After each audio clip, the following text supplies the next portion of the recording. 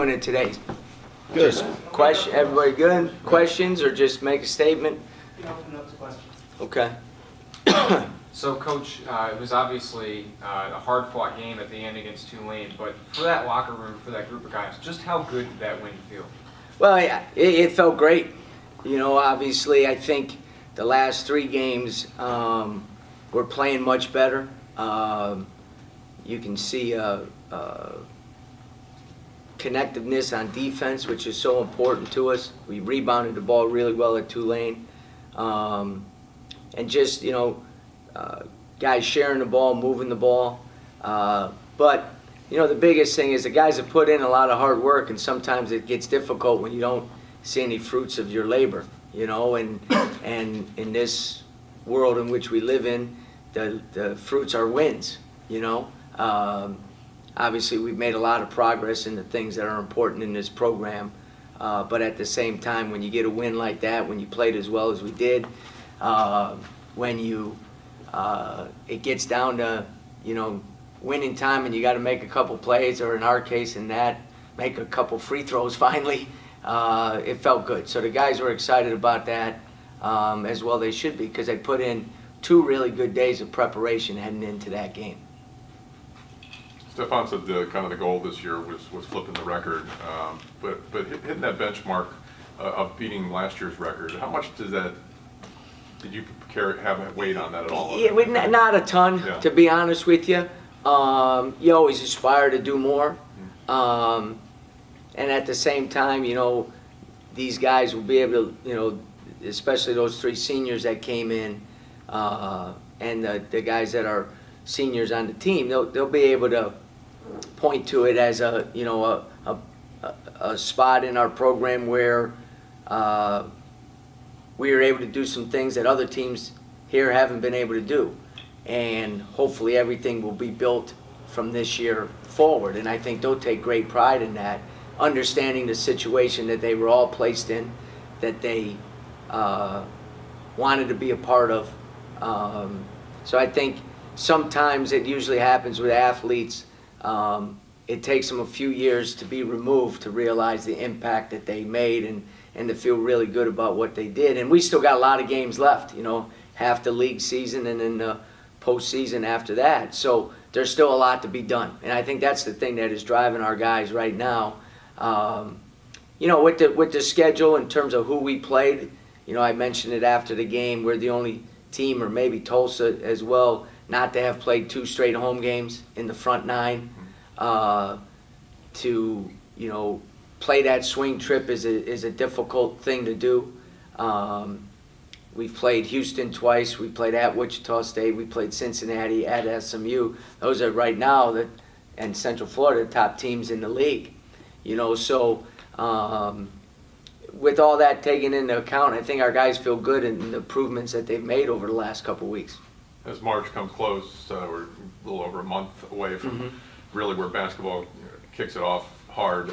Is this where the intensity and the focus really, you know, of teams that are wanting to make that postseason start to pick it up? No question, and that's the thing we talked about, and that was the thing that, you know, kind of in the first question with Tulane. I thought our focus and discipline to our game plan was really, really good. And I've mentioned time and time again, you know, in terms of playing with the physicality and the toughness that you need to play with in this league to be successful, embracing that and understanding that, and the resiliency that you need to have. When you play in these conferences, as I've said time and time again, resiliency is a big key, because you cannot, you know, let what happened 3 days ago affect the next game. And, you know, we played poorly at East Carolina, there's no question about it. And then we've responded in the last 3 games, playing much better brand of basketball, much closer to how we need to play to be successful. Looked like Terrence had an outstanding defensive effort at Houston on Rob Gray. Yeah, and you know, and let's add to that, he did a great job on Frazier in the game before in Tulane. Now, we played a lot of zone in that game, but there was a focus on Frazier, and obviously there was a great focus on Gray. That is one thing that makes Houston really good. You know, you're able to kind of control him he had 5 assists and no turnovers, so he still created some baskets, but other guys were able to step up and play well. But I think in the last 2 weeks, Terrence, after that Central Florida game, I think Terrence has gotten back to understanding how important he is on the defensive side of the ball for us, kind of setting that tone as that veteran, as that guy that we got to put on the other team's best perimeter player. Coach, looking ahead at Memphis, Jeremiah Martin's a pretty dynamic player. How difficult a cover is he? He's difficult because dynamic is the right word. I mean, he really is a dynamic because he not only can score the ball, but he creates so many opportunities for his teammates as well. He is always putting pressure on your defense, always. Transition, half court. The game they won at Temple, he probably had the biggest basket. It wasn't the game winner. It was a tip-in on an offensive rebound from your point guard that probably won him the game, because if they don't score that possession, they don't win it. So he finds ways to impact the game. Great off the dribble, unbelievable quickness, and he's a very confident player, very, very confident. So you have to do a great job. I'm not sure anybody in our league has stopped him. They've contained him. They've made it difficult on him, and that's what you have to try to do. Coach, after the UCF game, you said that UCF's B.J. Taylor really took over the game, and that's what upperclassmen guards are supposed to do. Mm-hmm. Against Tulane, Jiggetson turned the ball over once. Did you see him really take over that game as upperclassman guard? He did. He did. It's exactly right. It's a good comparison because he was in complete control of that game. It's funny. You look at their comeback and give them a lot of credit for to continue to fight. Mike's done a great job of that with that group. Usually when you go from 18 up with 4 minutes and they cut it to 3, usually you've turned the ball over a lot. We only had 2 turnovers in the last 6.5 minutes of that game. Problem was we kept going to the free throw line and only making 1, and they kept going on the other end and making 3 or a 2. But against their pressure, if you think about it, we got the ball in the hands of the guys we want to get the ball in the hands, Jiggets, Terrence, and Peyton. So I thought Jiggets' floor game, obviously he scored points as well, which we need from that position. I thought it was outstanding. I really did. And, it's a testimony to him that he's a hard-working kid, and he has resiliency. He's able to bounce back, very self-critical, great self-analysis of what he needs to do to help the team, and he responded extremely well in New Orleans. Anything else for Coach? What have you learned about your team as the season has worn on? I think two main things. One, I like our freshman class. I think we caught a break there. Very rarely in the recruiting situation we were in the spring are you able to bring in 2, and now count Lex in there, 3 freshmen that are going to be really high quality players in your program. You can bring in transfers, you can bring in some junior college players, but because of the late timing with high school kids, so much of the recruiting is based on relationships and fit and different things like that. We just didn't have the time. I knew David Collins and Justin Brown for 2 weeks. I never saw any of those 3 guys play live, ever. And they're going to be really good players in our program. So the one thing that does is it gives you a half a class lead. Usually when you're in the building process, you count on your first full recruiting class as the ones that kind of turn it around. We're probably a half a class ahead of schedule because of those 3 guys. So that's one. And the second thing is, those other guys that we brought in have added stability to the program. They've bought into being responsible and being accountable in terms of in our program that covers every facet, not just as basketball players, but as students, as people, different things like that. So,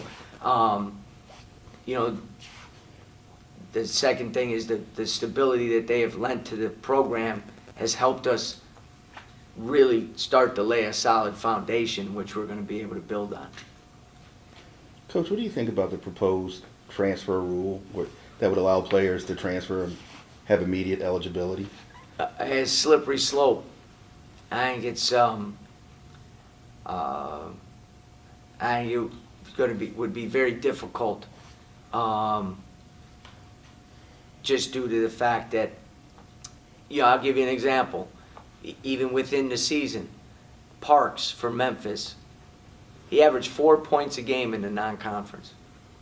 He's averaging 13 now in the league, and over 3 offensive rebounds a game, or close to it. There is, again, I have nothing against a kid going through the years, seeing that this maybe is not the right fit, or he wants to play more and either go up or down a level or go closer or whatever, because I think guys should have the right to transfer. I really do. I just think it'd be difficult if they're eligible right away, in terms of, guys leaving programs for maybe the wrong reasons. People talk about recruiting guys off of other teams, different things like that. So I just think it'd really be challenging for college basketball. I think it would be, the term they used is a free agency type of situation, and I worry, don't know all the ramifications, because they're talking about immediate eligibility if over a certain grade point average. Well, there's ways to make sure the guy doesn't have over a 2.6 his first year or second year. You know what I mean? It's just, I think we just need to slow down a little bit on that and really take a look at what's best for the student athletes and for the game. And I think it's got to go in that order. I think it's got to go what's best for the student athletes first, and then what's best for the game. I think some of the critics out there look at our college coaches and saying, why are the rules different for players versus a coach that can get up and leave and go to another program? I think that's maybe where the argument comes up. I understand that, where you can get to that point. It's kind of, they're two different situations, though. You know what I mean? College coaches can also be fired. Right. And so again, it's a little different. It really is. It's a little different. Yeah, coaches can. So my thing, and again, I don't have all the answers.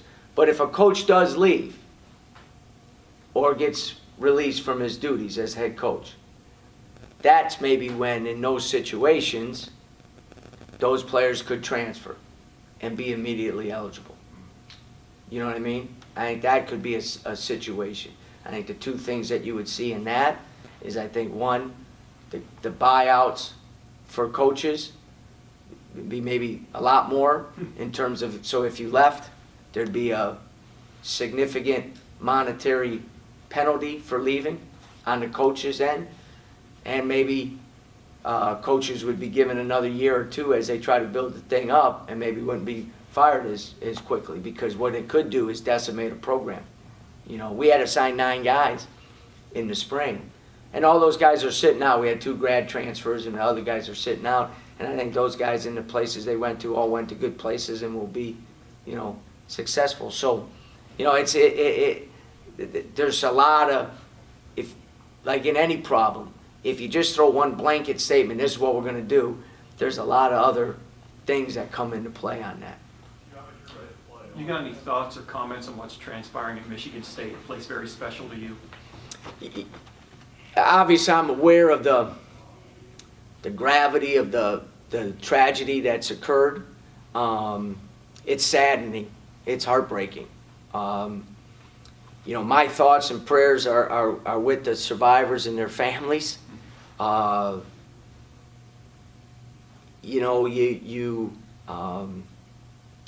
courage and strength that those survivors have shown is, you admire that. You really do. I think the whole country was impacted by the courageous, powerful statements that those survivors made in that courtroom over those 4 or 5 days. you know, you hope that those survivors and those families, you know, can begin the healing process, and you pray for that every single day. In regards to our program, what it does do, it reconfirms our commitment to conducting our program to the highest standards, and in terms of following university policies and procedures in the management of that program and our student athletes. You guys know me, I talk about culture all the time. It's the most important thing you can build. Most important thing is your culture. One thing that I've realized is we're part of a bigger culture here. The university culture, the culture of this great community. And I think it's, you know, it's an important role that we continue to develop and build and secure an environment that is safe for everyone, that is inclusive of everyone, that is putting everyone in a position to be successful and be productive. And if, you know, with everything that's gone on, it's just, you pray and you support them, and you know, you're in awe of the strength that they have shown, and you just pray that the healing process can begin, and that a tragedy like this, those survivors, you know, feel that support that we give them, and can heal. Someone in my line of work, and I forgot who it was, said, in light of what's happening in society now, if these kind of allegations arise, a coach's first responsibility now should be to call the police. That should be his first phone call. Would you agree with that? But I think, again, you know, as a university employee, we have some policies and procedures in place. But I, you know, there's following those procedures and policies. A call to the police is going to be involved in that. You know, and you have to follow those, you know, and you have to be committed to those, because you do want to be committed to having that safe environment for everyone, and an inclusive environment for everyone as well. All right. Thanks, Coach. All good? Thanks, guys.